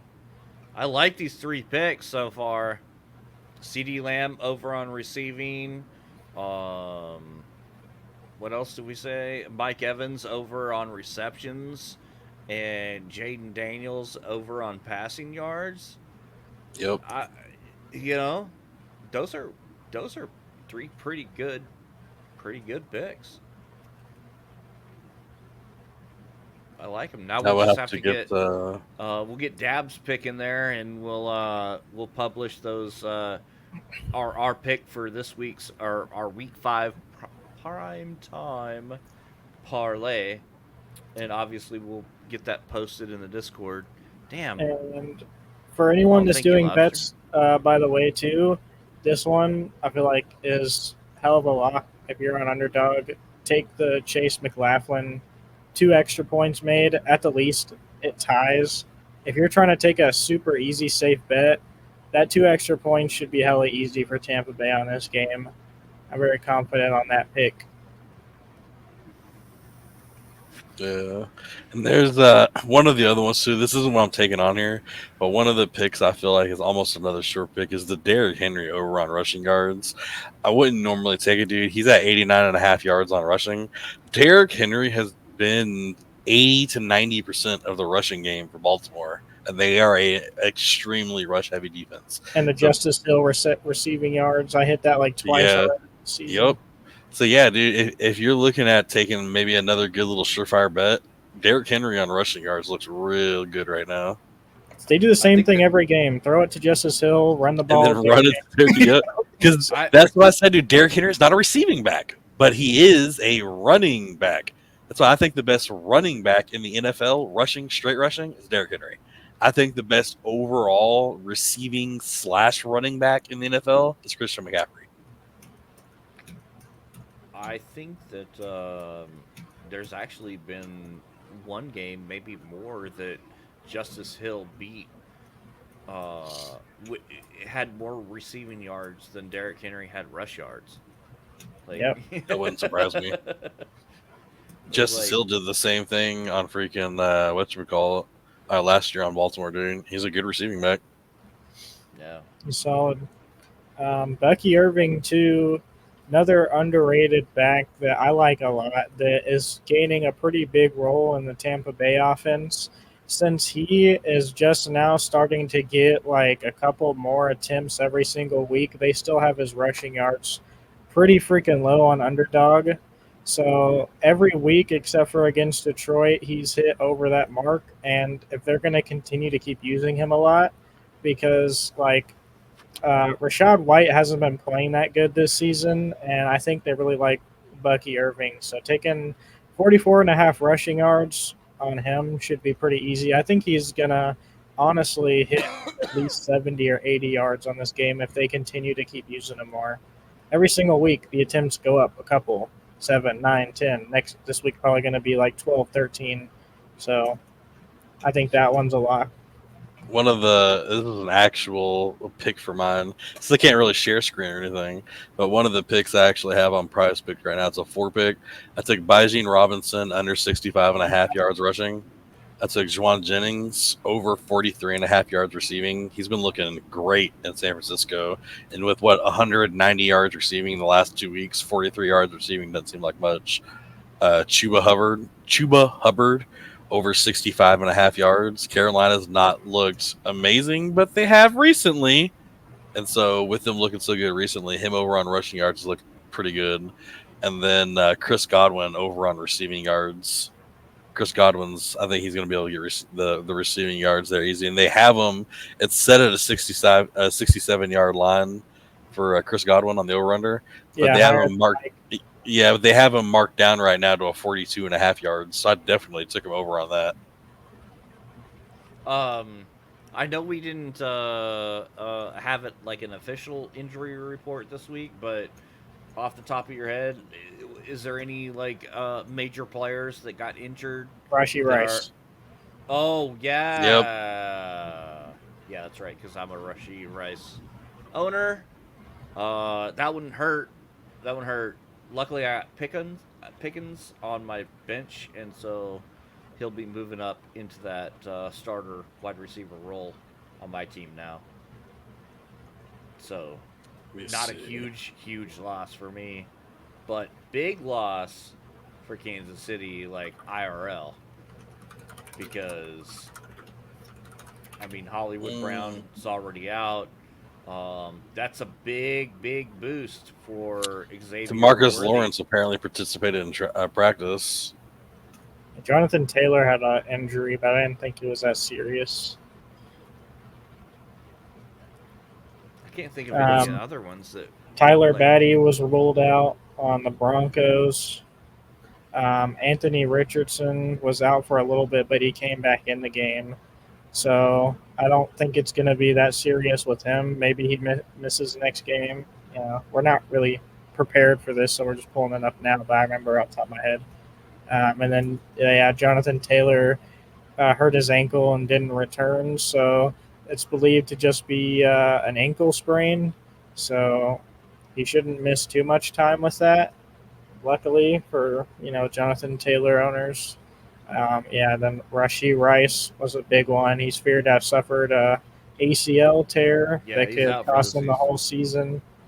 whole season. So he's going to go through an MRI on Monday and see what's up with that.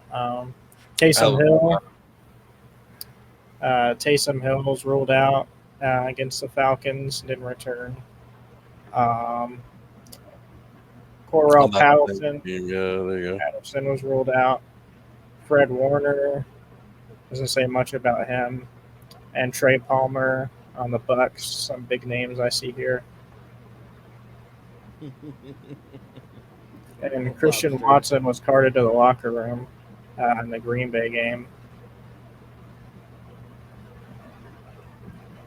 It looks like all the this week. The Christian Yeah, I think McCaffrey injury update. My week-to-week heartbreaking Christian McCaffrey update. It's looking like what I kind of leaned to last week. It's Christian McCaffrey's not going to be back until after the bye week. Like I said last week, man, I missed 9 weeks last season with Justin Jefferson on injury because the Vikings bye week came at his 9th week. So why would they start him week 8, rush his recovery, and then play him 1 week to have a bye week next week, give him a time off, and then play him again? They're just going to wait till after the bye week. And that's what's happening with Christian McCaffrey. Yeah, and that's what's happening to Christian McCaffrey right now. Christian McCaffrey is looking at possibly an 8 weeks altogether before he can return. They're looking at early October. Okay, well, in 9 weeks is their bye week. On his 9th week of injury is San Francisco's bye week.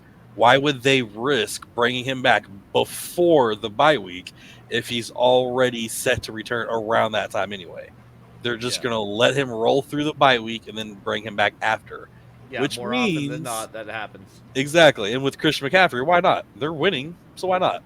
So, I think it's going to be if they continue to win. Yeah, if so. Because they've lost at least one that they should have, a healthy team would have never lost, But it's like if that's the pace though, then Christian McCaffrey is set to look like he's going to miss 9 weeks altogether. 9 weeks. Yeah, it'll be his 10th week when he comes back, unless they play it extra safe and make him miss one more game. Then he could possibly miss 10 weeks. But yeah, there's only 14 weeks in the fantasy season, right? Yeah. AJ Brown's coming back week 6. This is his last week on bye week. If he comes back, I'm going to have Malik Neighbors and AJ Brown. I'm so freaking happy, dude. Going to be absolutely cooking. I'm excited for that. He's already back, Lobster. That middle finger was to you. He's already returned from Germany, Lobster.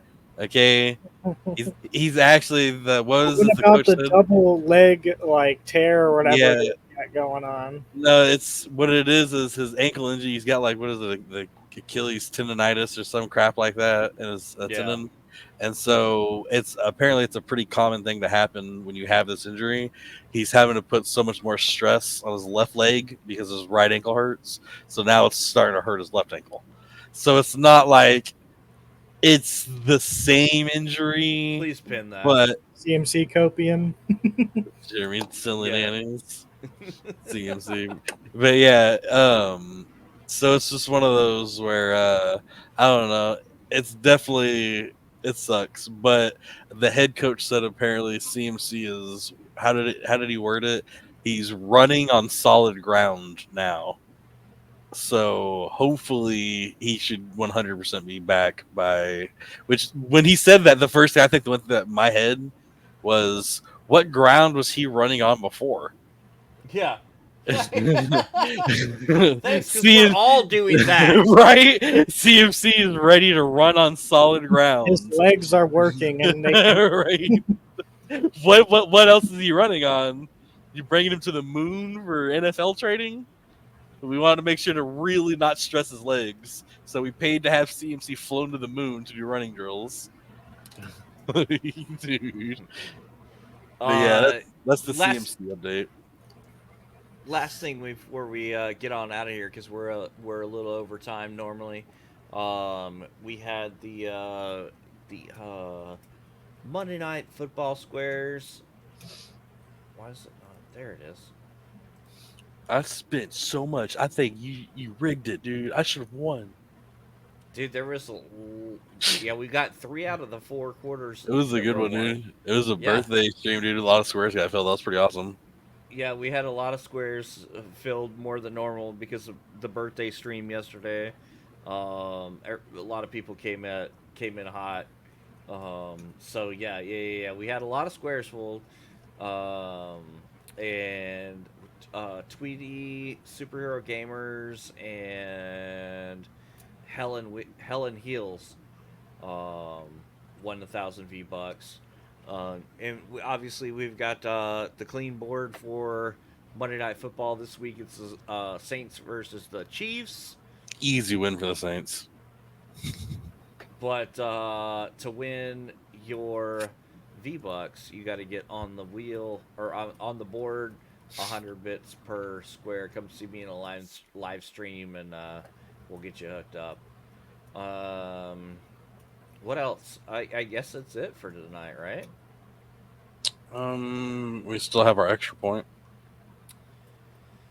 Yeah. Anybody got a little sprinkle on top? I do. Hold on, give me 1 second. One of y'all can go if y'all want to. So I'm trying to concentrate on getting my 69 square real fast. Oh. Look, there you go. I got you on number 69. There you go. There we go. He's got that square. I got that in there real fast. CMC is cooked, bro. That's my extra point. There were 2 years in a row before he became a Niner that he barely played like what 7-8 games over 2 years. He had a great 2.5 years of injury free, but historically it's looking like an injury prone running back. He's old as far as running back years go. He's cooked, bro. He's done. Trade him. Everybody, trade him. Trade him now before his value goes down, because it's over for CMC. That's a hot take. And Holder. Yeah, that's a hot take. But I don't disagree with it all the way, though. I agree with the injuries, but you do know that when CMC, that year when CMC was injured for 8 or 9 games, the year before I picked him up, when he was injured with Daddy Dabs and Dabs traded him to me that season he was the number 2 running back in fantasy football. He missed like over half the season, and he still was the number 2 running back in fantasy football. Even when he misses games, he puts up a shit ton. Any game he could miss half the season, and every game he starts, he's still putting up 25 to 30 points a game. Like, I don't know. This is my extra point. I was to say I wouldn't trade him. I have an extra point on top of your extra point. I think if you're in Wait, you have an extra point on top of my extra point on top of his top of extra his point? extra point, yeah. Nice.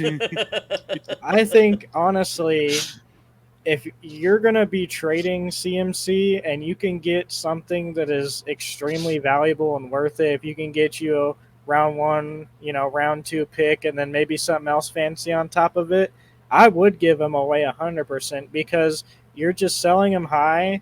And if he has a good season next year and then starts to fall off, I would still consider it worth it because if you do good with your value on the round 1 and round 2 picks and stuff like that, it's still worth CMC.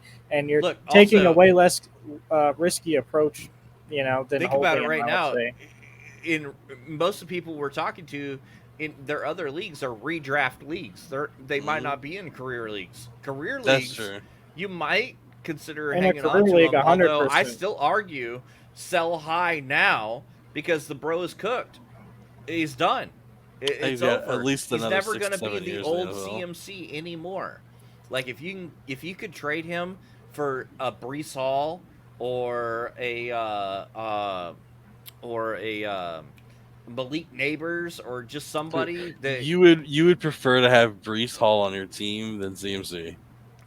in a career league, Yeah, that's absolutely, crazy to me.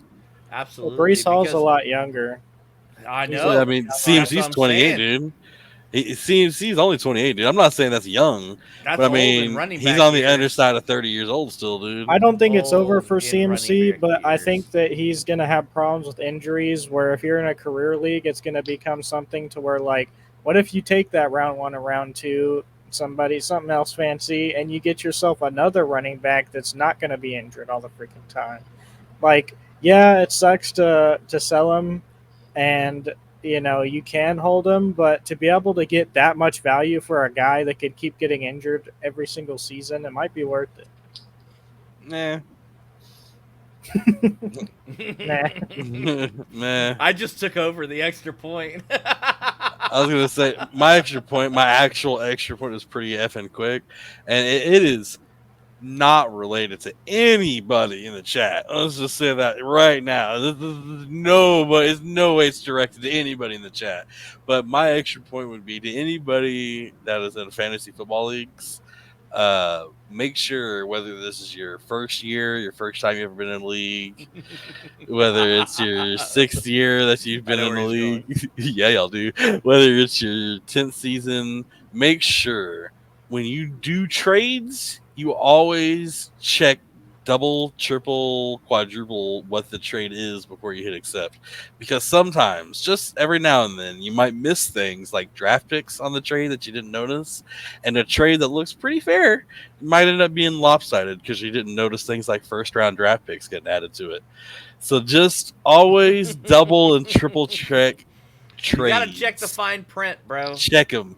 There's no reason not to. It's permanent. You can't trade and then go, hey, wait. Actually, let me get my shit back. Except for relook at last this. year when they did bring it back and they got their guy back that I was supposed to trade. That was different. That was a little. This is about me. Okay, Robert. Is this about me? No, never. Not about you, Lobster. No, it's about another person who happened to do that today. My actual extra point is for all y'all that are playing fantasy in the chat and you guys, if you want some interesting tips and if you want to use this really cool thing that I found there called the trade calculator, go to flockfantasy.com. It's a very interesting tool that I haven't used before until this year, and they have daily and almost hourly updated rankings like right after every single game, so you're constantly seeing where players are at, what they're getting traded for, and all the other leagues. You can put your own league in it and see how the calculator like puts your team compared to everyone else as far as points on quarterback, running back, wide receiver. You can see this whole layout of everything right in front of you, who's lacking what, where you can trade, what's a good trade, what's not, and it's just a really nice website I like to use. So definitely worth checking that out. Ask them if they trade CMC. You can put it in a trade calculator and see what's worth it. Look, See what other people are giving up for Of him. the time, it works every time. Damn right. For me, Yeah, right. I'm just saying for me. I'm not saying that you have to trade CMC. He's obviously freaking nature running back. If I was a holder, I would hate to give him up, but I would probably end up giving him up. If I could trade for a round 1, round 2, and a guy like Neighbors or something like that, I don't think someone would trade me that. But if I could, dude, I would take that in a heartbeat. The hell, So I'm wait, taking that. you offer me Yep. 30 points a week in players, I'll give you CMC. Well, anyone that's in the leagues, that he's asking for trades, guys. I'm not giving up Neighbors. Yeah. Hell no, son. Hell no. This is my favorite player in the league right now. I named my team after him. Sipping That's tea all- with my Neighbors. Like, dude, don't get me wrong. I'm not saying, but dude, my team last year was Run CMC. My team before that was the Jeffersons. I'm not saying I'm against trading him, but like, I forget who was Daddy Dabs offered me whoever it was, like 2 people and a draft pick for Justin Jefferson. And I'm like, bro, that some people might even consider that a halfway fair trade. But Justin Jefferson's like my son. You're gonna have to trade me like 40 points a week, a first round draft pick, a second round draft pick, and probably like $100 I cash wouldn't on give up PayPal. Jefferson. And then Yeah. I'll consider trading it. I would Like- give I up can CMC, appreciate but that, not though. Jefferson. I can appreciate that because, like, for me, CD Lamb is probably untradeable. Like, But like what? You're not gonna get CD Lamb from me. Yep. But like, what if somebody sent you Neighbors for Justin Jefferson and a round 1 and 2 pick? You No. wouldn't take that? No, I wouldn't. Oh, damn, that's. If I somebody would sent take me- that. If somebody sent me Neighbors and a round 1 and 2 pick for CMC, I would probably consider that. But not for Justin Jefferson, because Justin Jefferson is a wide receiver, so that's barely even upgrading, if at all, upgrading your position. You're taking a wide receiver that's probably worse than Justin Jefferson, so all I'm really getting for that is 2 Well, this draft year picks. he's the number 1 wide receiver. I know. I'm just saying, like, you know who Justin Jefferson Yeah, is. you already Like, know who he is versus like what. And Malik they look Neighbors like is so on the far. Giants. Like, that's very quick that Danny Dimes can turn into Danny Dimes, and Malik Neighbors ain't getting nothing. Which could be the same for Justin Jefferson. That's been his crux his whole career. It's his quarterback issue. But that's why CMC's a running back slot. So trading for a wide receiver that's high and talented away for a running back and that's an upgrade. But trade for Justin Jefferson for Neighbors, nah, that wouldn't be enough of an upgrade for me to even consider it. Round 1 and 2 is a lot. For me, Oh, it I is. would consider it for sure. Getting Hell yeah, like someone I can slot in this year. I don't have to risk anything. I can slot them in. And yeah, maybe their value isn't the same, but then I get that next year round 1, 2 round 1 picks. I don't know. Yeah, I mean, it's not bad. Like I said, dude, my team is the Jeffersons for a reason. I take it. I expect I some take more than that right there for Justin Jefferson. I think Justin Jefferson is another player, much like CMC, that I think his best, most dominant fantasy years are behind them. I don't think so. Jefferson's like 24 years old, 25 years old, dude. He's still putting up 25, 30 points a week. I think his lowest points that he's gotten this season so far was like 23 points or something. I think he's going to be a top 10 wide receiver until he's at least in his early 30s. I mean, until at least early 30s, like Tyreek. He's just such a good wide receiver, and he would have to have like a super dog crap quarterback for him to not produce, because they just throw it up in his direction and he gets it. He had Yeah, like but 4 different quarterbacks throw to him in one season and still killed it. Yeah, all that's fine and dandy. What I'm saying is, because think about what made Justin Jefferson so great is that he had Kirk Cousins, who was launching the freaking ball all the time, win or lose, and Justin Jefferson was putting up 200-yard games, 3 touchdowns, 150 yards a game, 2 touchdowns. Like, Yeah, I he's think doing his that without volume, Kurt, though. I think his volume is trending down. Maybe like with how the offense is now at the beginning of the year, It but has so far.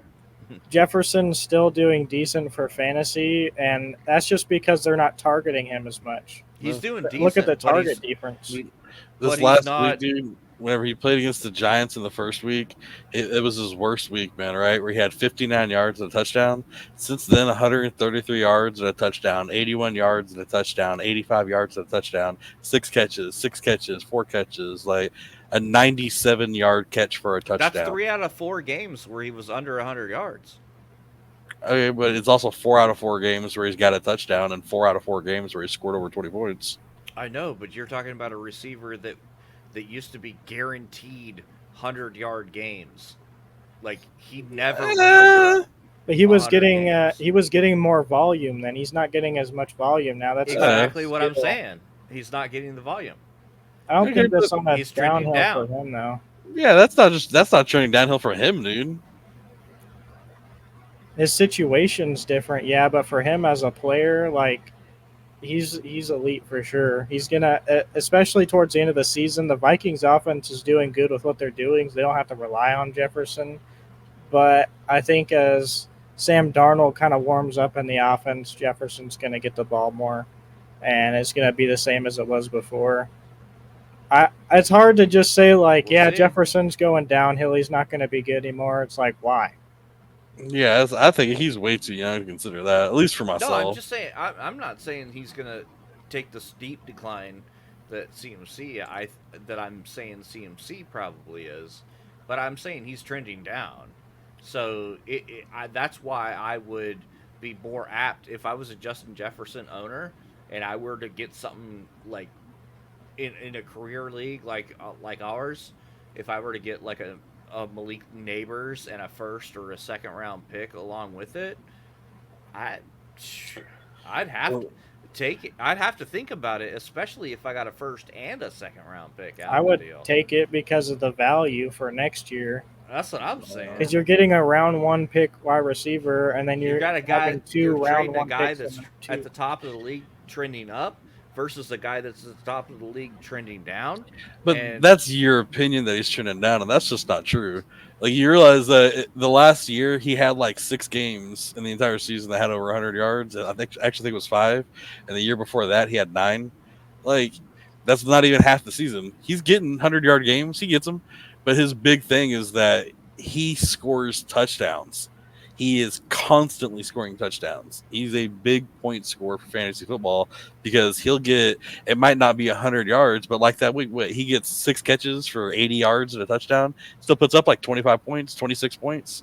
It's almost 30 points in a week, and he didn't even go over 100. Like, that's my whole thing. I don't think Justin Jefferson's trending down at all. I think he's proven over the last year and a half that you can throw Dobbs, you can throw Kirk Cousins, you can throw. Dobbs is the GOAT, so of course Jefferson's going to be good. Yeah, apparently he's the GOAT. You can throw 4 to 5 to 6 to 10 different quarterbacks at this dude, and it doesn't matter who it is. He's going to get his yards. He's going to get his catches. He's going to get his touchdowns. And that's the only reason I don't think he's trending down. I don't think Malik Neighbors is I think Malik Neighbors is one of the best, obviously, in the league also. I just don't, like I said, I don't think it would be worth to me enough to trade Justin Jefferson, who I don't feel is trending down. If anything, I would say he's been doing the same he's been doing the previous years, which is being one of the best. And so I don't think trading one of the best wide receivers for one of the best wide receivers, all I would really be getting is a first and second round pick. And I would have to trade away picks too. So I would just be upgrading 2 of my picks. And I don't know. I'm not saying it's a bad trade, but like I said, my team name was the Jeffersons for a reason. I'm not going to trade away Justin Jefferson for a first and second round pick. You know what I mean? I might trade for a first and second round pick, and then I might take Keenan Allen first round. And look what happened with Keenan Allen with my fucking keeper. That's like imagining last You know what I year. mean? Like, Nobody's I'm taking just saying, Keenan Allen for the I'm just first using round it as pick. an excuse, though. It's like dude. imagine Like, last year I could someone take had Christian McCaffrey with my first round pick, and then his ass is injured and on fucking IR for the next 9 weeks. Like last year sure, someone a could have first and sent second round you pick's nice, but like Puka Nakua and a round 1, a round 2, and then the next year you got Neighbors and Harrison. So now you got Puka, Neighbors, and Harrison starting on your team. You know, actually done though because Puka's on IR now. That It's just an All right, example. guys. It's Hey, not a- listen, I gotta wrap it up. Oh yeah, we're like So- 153 anyway. Yeah. You guys got somebody on here we want to raid into? Spuns is on, Tweety's on, Snipes is on. And we rated IB like 2 times before already, but IB's on. Dabs is on. I forget Dabs goes live too, so that's cool. Oh, I was like, wait, what?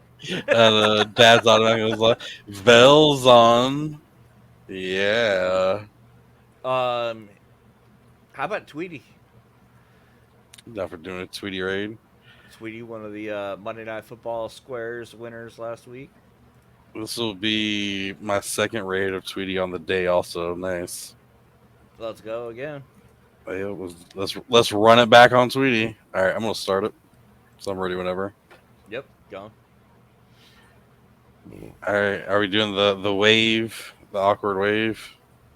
Is the time? I don't know. Every time.